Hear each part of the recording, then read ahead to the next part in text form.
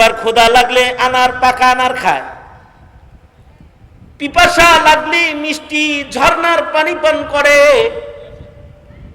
এইভাবে 100 বছর, 200 বছর, 300 বছর, 500 বছর লাগাতার ইবাদত করেছে।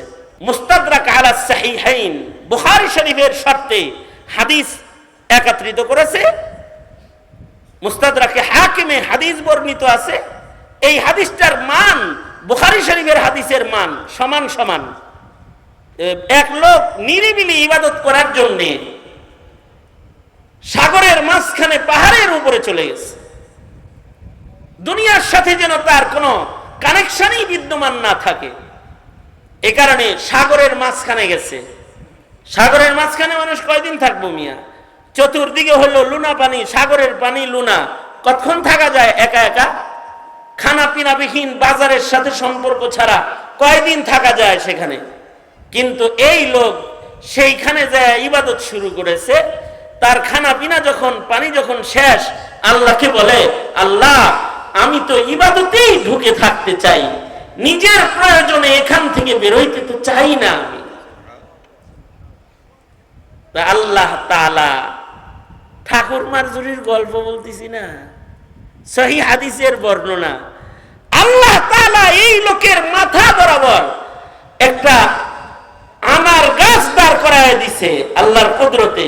পাকা পাকা আনার পরে আর ওখানে বসে বসে খায়, এবং এই আনার গুলা এমন যা খাইলে ক্ষুধার যন্ত্রণাও মিটে যায়, মোটা খাবারের যন্ত্রণাও মিটে। জমজমের পানি খাইলে যেমন খাবার লাগে না, পানি খাইলেই পেটও ভরে যায়, পিপাসাও মিটে যায়।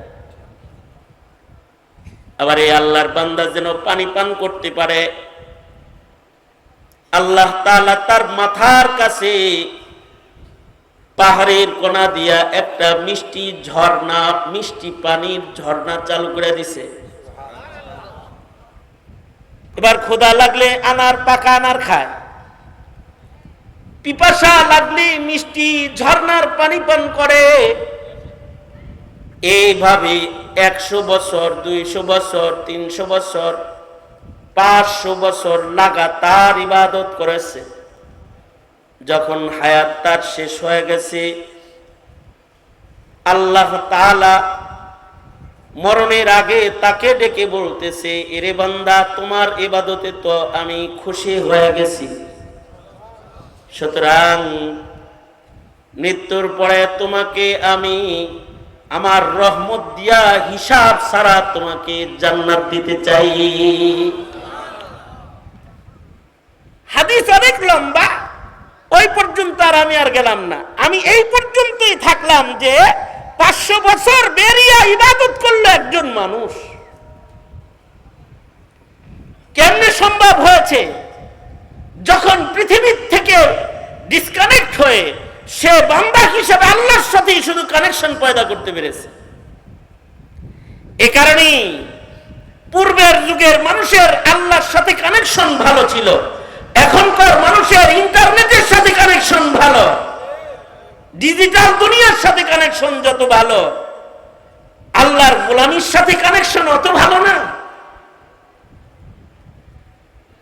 তবে আল্লাহর রাসূল সাল্লাল্লাহু আলাইহি ওয়াসাল্লাম বলেন, সবচাইতে ভালো মানুষ, সবচাইতে ভালো যুগ, সবচাইতে সুন্দরতম পৃথিবী, এটা হলো আমার যুগ, আমার যুগের মানুষ, আমার জমানা সবচাইতে উত্তম জমানা।